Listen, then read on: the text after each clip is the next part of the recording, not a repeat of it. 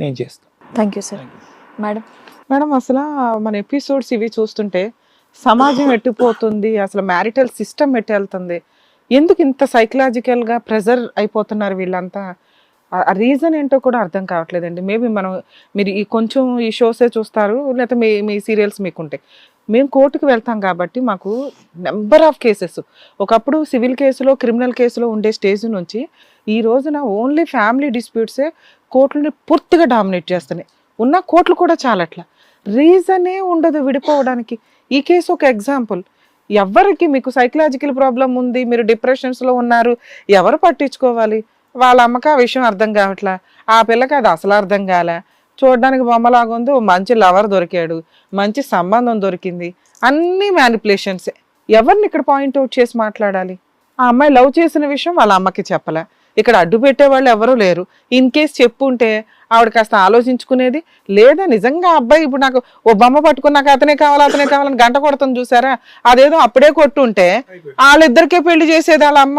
ఇద్దరు చక్కగా ఉన్నారు, అంత కాదని అంత ఎలిగేషన్స్ అయితే లేదు. నేను పని చేసి కూలి పని చేసి ఇంట్లో పని చేసి పెంచి చదివించి అడిగాను మేడం, చెప్పలేదు నాకు. అదేనమ్మా, ఇప్పుడు అమ్మాయి ఏ రకంగా మరి ప్రెజర్లో చదివేశారా, ఎలా చదివారో, చదువుకి వాల్యూయే లేకుండా ఉంది నీకు. ఇలాంటి సిచ్యుయేషన్లో పిల్లలు ఇప్పుడు ఈ అమ్మాయిని మనం ఒక ఎగ్జాంపుల్గా చూస్తే రీసెంట్గా కూడానండి మరి ఆ ఎడ్యుకేషన్ సిస్టంలో వీళ్ళకి మెచ్యూరిటీ లెవెల్స్ స్ట్రాంగ్నెస్ నేర్పించట్లేదేమో. మొన్న ఒక కాలేజీ పిల్లోడు క్లాసులో నుంచి గోడ దూకి చూస్తుండగానే, అది ఎంత షాకింగ్ విషయం అంటే గుండెలు పగిలిపోతాయి తల్లిదండ్రులకి. ఏమి పిల్లలకి చదివిస్తే ఇంత ప్రెజర్ పెట్టుకొని కనీసం దీని నుంచి ఎలా బయటపడాలి అనే దాని మీద పూర్తిగా సరే యాక్చువల్గా సుప్రీంకోర్టు గైడ్ లైన్స్ స్కూల్స్లోను కాలేజీలోను లీగల్గా కొంత అవేర్నెస్, సైక్రియాటిస్ట్ క్లాసెస్ కొన్ని వీళ్ళకి ఏమైనా ప్రాబ్లం వస్తే ఇలా అనేది కౌన్సిలింగ్ ఇవ్వాలనేది క్లాసెస్ ఉన్నాయి. కానీ ఎవ్వరూ కూడా ఆ రూల్స్ ఫాలో అవ్వట్లే. ప్రైవేటీ సిస్టమ్ ఎక్కువైపోయి ఎవరికాళ్ళు మార్క్స్ బోర్డుల మీద వాళ్ళ స్కోరింగ్, వాళ్ళ ఫోటో ఫ్రేమ్స్, వీటి గురించి ఆలోచిస్తున్నారు. వీళ్ళ మెచ్యూరిటీ లెవెల్స్ ఎలా వెళ్తున్నాయి, వీళ్ళ ఆలోచన విధానం ఎలా వెళ్తుందని పట్టించుకునేవాడు ఎవ్వడు లేడు. అన్ని బుక్స్లో మాత్రమే ఉన్నాయి, ప్రాక్టికల్గా ఎవ్వరూ ఫాలో అవ్వట్లా. మీ పిల్లల గురించి మీరు ఆలోచించుకోవాలండి. మార్క్స్కు స్కోర్స్ అంటే ఇట్లా తయారవుతారు. ఏం తప్పు చేసింది తల్లి? కష్టపడి చదివించి BSc చదివిస్తే ఆ పిల్ల ఒకరిని లవ్ చేసింది. పోనీ అతనేమన్నా చెడ్డోడా అంటే అతను మంచోడే. పోనీ ఆ విషయం ఇంట్లో చెప్పిందా? అమ్మ మీద పెద్ద రెస్పెక్ట్ ప్రేమ ఉందా అంటానికి ఆ సీను చేయలే. పోనీ చేసుకున్న వ్యక్తి అంత పువ్వుల్లో పెట్టి చూసుకున్నాడు, పోనీ అతను ఏమైనా పూర్తిగా అవాయిడ్ చేసిందా? 3 months బాగానే ఉంది ఫిజికల్ రిలేషన్, మళ్ళీ వెంటనే డైవర్ట్ అయ్యింది. అందులోనూ మళ్ళీ 1 year నుంచి అతను మేనేజ్ చేస్తూనే ఉన్నావు ఫోన్లో. అతను తెలియకుండా ఉంటుందని ఎలా అనుకున్నారు? నాన్న మీకు ఇప్పుడు అర్థమవుతుందా మేము మాట్లాడేది? నీకు ఫ్రెండ్సే లేరా? నేను ఇట్లా తింగర పని చేస్తున్నాను, అతను నచ్చాడు, ఇతనికి ఈ అమ్మకి చెప్పాలా వద్దంటే వాళ్ళే నీకు సలహా ఇచ్చేవాళ్ళు.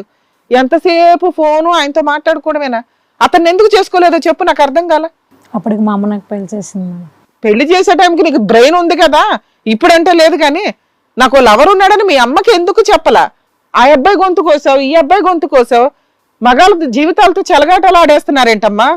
ఏంటి చెప్పు, ఎందుకు చెప్పలా? ఈ రోజు మీ అమ్మ కూర్చొని ఎంత బాధపడుతుందో నీకు అర్థమవుతుందా?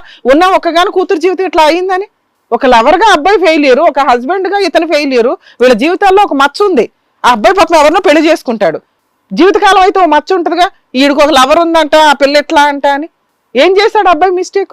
ఇంకా దారుణం ఏంటంటే తెలుసా, ఆ పిల్లోడు పర్ఫెక్ట్గా ఒక మంచి కుటుంబం అనుకొని మీ ఇంట్లోకి వచ్చి పెళ్లి చేసుకుంటే నువ్వు చేసిన సినిమాకి వాడి జీవితకాలం సెకండ్ హ్యాండ్ అనిపించుకోవాలి. ఇక్కడ మీ ఎవ్వరి గురించి మాట్లాడాల్సిన అవసరం మాకు లేదు. నీ కేసులో నీకు కొంత కౌన్సిలింగు ట్రీట్మెంట్స్ చాలా అవసరం. అమ్మ నువ్వు ఎన్ని అనుకున్నా నీ కూతురు నీకు చాలా ఇంపార్టెంట్. నీ కూతుర్ని మార్చడం ఎట్లాగా అనే దానికంటే ముందు మమ్మల్ని నమ్ముకొని వచ్చిన ఈ అబ్బాయిని సేవ్ చేయాలి. అబ్బాయి మాట్లాడుతున్నది ఏంటంటే పర్ఫెక్ట్ మాట్లాడాడు సార్. కోర్టుకంటూ ఇట్లాంటి పనికి మాలిన కేసుల్లో కూడా వెళితే పందిని పంది అని ప్రూవ్ చేసుకోవడానికి 10 ఏళ్ళు పట్టేస్తుంది. ఇట్లాంటి సిస్టమ్ చాలా చేంజ్ అవ్వాల్సిన అవసరం ఉందండి. మేబీ నేను యాజ్ ఏ అడ్వకేట్గా నా లా డిపార్ట్మెంట్ నేనేం అనట్లేదు, కానీ సిస్టమ్ ఉన్నప్పుడు లీగల్ డిపార్ట్మెంట్ ఇలాగే కంటిన్యూ అవ్వాలి. సిస్టమ్ను మార్చాల్సిన అవసరం ఉంది. లా అండ్ ఆర్డర్ని కొంత ఫ్యామిలీ మ్యాటర్స్లో చేంజ్ చేయాలి. ఓ అతుల్ సుభాషో లేకపోతే మొన్న గిరిధరో గంగాధరో మిక్సీలో వేసేసి ఇది చేసి ఏదో అమ్మాయిని పొడి చేసి మరి మిక్సీ వేసాడు చూసారా. ఇలా ఒక క్రైమో ఒక సూసైడో జరగకూడదు కదా. మ్యారిటల్ సిస్టమ్ ఈ అబ్బాయి ఈ రోజున అంత కూల్గా ఉండి మాట్లాడగలిగా అంటే బయట ఇలా లేరు. టెన్షన్ పడిపోతున్నారు. అరే ఈ అమ్మాయి ఈ రకంగా ఎవరినో తగులుకొని వెళ్తానంటుంది, నా జీవితం ఏంటి? ఎదురు కాంపెన్సేషన్ అడుగుతారు, డైవర్స్ ఇవ్వడానికి ఇబ్బంది పడతారు. అతను మాట్లాడినవి కరెక్టే, ఏం సమాధానం చెప్తాం? ఇలాంటి వాళ్ళే కొన్ని కోట్ల మంది బయట ఉన్నారు. ప్లీజ్ మా స్టేజ్ నుంచి రిక్వెస్ట్ చేస్తున్నామండి, లీగల్ డిపార్ట్మెంట్స్ని, లీగల్ ఎక్స్పర్ట్స్ని, పొలిటికల్ లా మినిస్టర్స్ని కూడా ప్లీజ్ వీటికి మ్యారిటల్ రిలేషన్కి సంబంధించి చట్టాలు చేంజ్ చేయాల్సిన అవసరం ఉంది. ఇది ఇంకా క్రూయాలిటీకి కన్వర్ట్ అవ్వకుండా, క్రైమ్కి కన్వర్ట్ అవ్వకుండా దయచేసి మ్యారిటల్ సిస్టమ్ని మనం ప్రొటెక్ట్ చేయాలి. ఎందుకంటే భారతీయ సంస్కృతి అంటేనే మ్యారేజ్ సిస్టమ్. వేరే కంట్రీస్ మనల్ని ఫాలో అవుతుంటే మనం ఏంట్రా అంటే స్పాయిల్ చేసుకుంటున్నాం. అందులోనూ లా సిస్టమ్, పోలీస్ డిపార్ట్మెంట్ అంటే భయపడే విధంగా అయిపోయింది. జీవితాలు ఒకసారి పెళ్లి చేసుకుంటే కోట్ల చుట్టూ 10 ఏళ్ళు నడవడం అంటే పెళ్లిళ్ళు చేసుకోవడం మానేస్తారు. 18 ఏళ్ళకి 20 ఏళ్ళకి పెళ్లిళ్ళు అయ్యేది 25 ఏళ్ళకి అవుతుంది, 25 ఏళ్ళకి 30 ఏళ్ళకి అవుతుంది, 35 ఏళ్ళకి అవుతుంది. ఇప్పుడు అంటే సగం ఏజ్ అయిపోయినాక పెళ్లిళ్ళు చేసుకుంటే ఒక తర్వాత ఏజ్ మనకి యూత్ సిస్టమ్ అనేది ఉండదు. యూత్ తగ్గిపోయి అందరూ ముసలోళ్ళు వేలాడతారు. మ్యారిటల్ సిస్టమ్ని కాపాడాలంటే లా డిపార్ట్మెంట్కి రెస్పెక్ట్ ఉండాలి. లా డిపార్ట్మెంట్ అంటే భయపడాలి. అరే ఈ తప్పు చేస్తే పనిష్మెంట్ ఫాస్ట్గా వస్తుంది, కేసు కూడా త్వరగా సాల్వ్ అవ్వాలి. దీనికి సంబంధించి ఏం చేంజెస్ చేయాలో, అమెండ్స్ చేయాలో దయచేసి ప్రతి ఒక్కళ్ళు దీని గురించి ఆలోచిస్తే బాగుంటుంది. అలాగే మా వ్యూవర్స్ కూడా వీటికి సంబంధించి ఎక్కడైనా వీడియోలు వచ్చినప్పుడు అది రియలా కాదా అని కూడా చూడకుండా, ఓహో ఈ స్టేట్మెంట్ ఇట్లాగానే సుప్రీంకోర్టుని తిట్టుకోవడం అట్లా, ఆ జడ్జిమెంట్లు అలా ఉండవండి. మీకు సోషల్ మీడియాలో వస్తున్న జడ్జిమెంట్స్ రాంగ్గా ఉన్నాయి అంతే. పూర్తిగా తెలుసుకోకుండా కామెంట్స్ చేయకండి. చేంజెస్ కోసం మీ వంతు ప్రయత్నం మీరు కూడా చేయండి. ఎందుకంటే అట్లాంటి అతుల్ సుభాష్ కేసు ఇంకొకటి వచ్చినప్పుడు మనం సిస్టమ్ని ప్రొటెక్ట్ చేసుకోవాలి. కాబట్టి లా డిపార్ట్మెంట్లో మ్యారిటల్ డిస్ప్యూట్స్లో ముందు అమ్మాయిని ప్రొటెక్ట్ చేయాలి, అబ్బాయిని ప్రొటెక్ట్ చేయాలి. వీళ్ళిద్దరికి ఈక్వల్ రైట్స్ ఉండేలాగా చూస్తే బెటర్ అనేది నా ఉద్దేశం మేడం. సార్ మీరు మమ్మల్ని నమ్ముకొని ఇక్కడికి వచ్చారు. మేము అమ్మాయిని అయితే ఖచ్చితంగా ఇప్పుడు బతంలాడతాం. అమ్మాయి మ్యూచువల్ డైవర్స్ ఇస్తే మీకు బాండ్ పేపర్ మీద రాయించి ఇస్తాము అగ్రిమెంటు. మీరు బయటకు వెళ్ళి అడ్వకేట్ ద్వారా మీరు వేయించుకోండి. నానా నీకు అతను ఇష్టం లేదు కదా, ఇష్టం లేదు. డైవర్స్ ఇస్తావా? ఇస్తాను మేడం. బాండ్ పేపర్ మీద నేను ఇప్పుడు అగ్రిమెంట్ రాస్తాను. మీరు వితిన్ 1 వీక్ 10 డేస్లో అతను బయటకు వెళ్ళిపోతాడు మీ ఇంట్లో నుంచి. అడ్వకేట్ ద్వారా మ్యూచువల్ డైవర్స్ పిటిషన్ ఫైల్ చేస్తాడు. మీరు అతనికి డైవర్స్ కోర్టుకు వెళ్ళి 2 times కోర్టుకు వెళ్ళి ఇవ్వాలి. అమ్మ మిమ్మల్ని నేను రిక్వెస్ట్ చేస్తున్నాను తల్లి, మీ అమ్మాయి అలా వెళ్ళేలాగా చూడండి. ఎందుకు అంటే మీకు అల్లుడు మంచోడేనేమో, ఇప్పుడు అతను నీకు కొడుకు అయ్యాడు అనుకోండి, అతను విడాకులు ఇచ్చినాక మీ విశ్వాసం, మీ మంచితనం మర్చిపోడు. అనవసరమైన ఫాల్స్ కేసులు వేసి మనం పాపం మూట కట్టుకోవద్దు. అతను అడుగుతున్నది ఏంటి? అతనేమి మీకు అన్యాయం చేయాల, నాకు డైవర్స్ ఇప్పించండి, నాకు అమ్మాయి వద్దు అన్నాక నేను ఉండడం కూడా అసహ్యం అండి నా జీవితానికి అంటున్నాడు.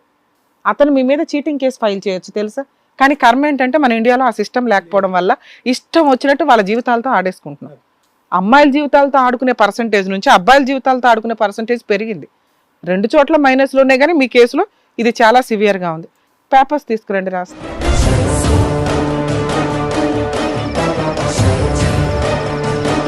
మేడం బాండ్ పేపర్ మీద మరి రాయించాను. 1 వీక్ 10 డేస్లో మీరు ఇవాళ ఇంటికి వెళ్ళిన తర్వాత వెకేట్ చేసేయండి సార్. ఇంకా వీళ్ళిద్దరు కూడా మీకు ఏమి ఇటువంటి ఇబ్బంది పెట్టరు. 1 వీక్ 10 డేస్ తర్వాత మీరు మ్యూచువల్ డైవర్స్ పిటిషన్ ఫైల్ చేయండి, అమ్మాయి వస్తుంది. ఏమా ఓకే కదా మేడం? మీరే విట్నెస్ దీంట్లో. ఏమన్నా ఉన్న ఎక్స్చేంజ్లు ఇందులో రాసామండి. వాళ్ళకి ఏమన్నా గోల్డ్ కానీ ఇవన్నీ పెట్టుంటే కనుక వాళ్ళకి రిటర్న్ చేసేయండి. మీ ఏమన్నా ఉన్నా వదిలేయండి. ఎందుకంటే మీకు ఫ్రీగానే ఇక్కడ డైవర్స్ ఇప్పిస్తున్నాం కాబట్టి బెటర్ సార్. మేడం పెట్టిచ్చేస్తాం. అమ్మాయి అబ్బాయి వాళ్ళ అమ్మగారు విట్నెస్ ఇక్కడ.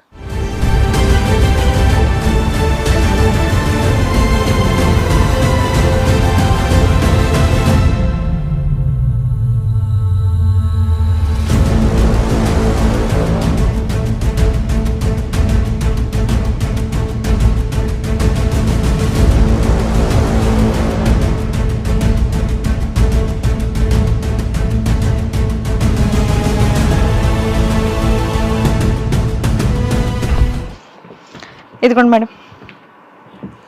సరే ఈ పేపర్స్ మీరే ఉంచుకోండి, మీకు కోర్టుకి పనికొస్తాయి ఇవి. అమ్మ మీరు ఇక్కడ సైన్ చేశారు, వీడియో కూడా ఉంది.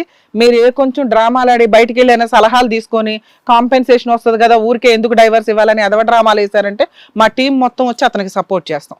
అర్థమవుతుందా మేడం? మీకు కూడా చెప్తున్నాం. మీరేమి అతను ఏదో కొంత 5 lakhs దాకా గోల్డ్ పెట్టారట, అదేమి ఇవ్వాల్సిన అవసరం లేదు. అతనికి ఏదైనా సంబంధించి ఉంటే ఇస్తే ఇవ్వండి, లేకపోతే లేదు. నానా ఇంకెంతవరకు పీడ వదిలించుకున్నాను అని అనుకో, మీరు బయలుదేరేసేయచ్చు.